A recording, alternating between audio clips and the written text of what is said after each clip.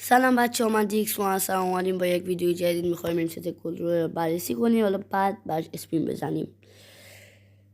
همین فکر کنم امروز اومد یا دیروز، نمیدونم. ست کد رو قبلی رفت ست زنونه و بعد نیست.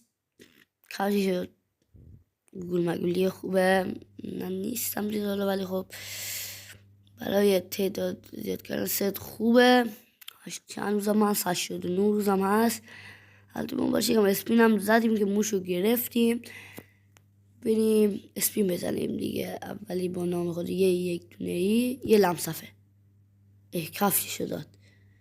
حالا کی مصرف نکنه خوبه. فقط خب هیچی نداره. این ست فکر کنم اپیک باشه. آره دیگه احتمالاً اپیکه. هیچی نداره. اینه که اپیک نفتن همون درجا لمصفه میکنم که بره. حالا یک چند تا پیک داد. حالا من دیگه ست کامل بده دیگه، تک تک نده. پیکاش یادن تو رو خدا. دو تا لمصفه زیبا بزنیم. نت یاری کنه بابا. آقا بیا.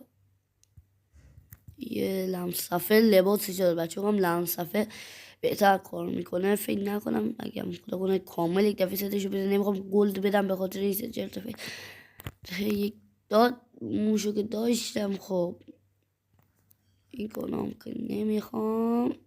شلوارش هم داد، کفششو نداد دیگه. نه بچه همه جاشو داد.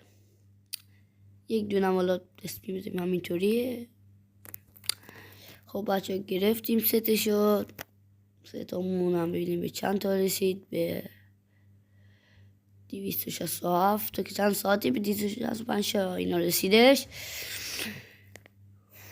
خب اگه دوستان چیزای بیشتری بگیریم تو کامنت ها بنویسید. تا یک ویدیو بعدی، خداحافظ.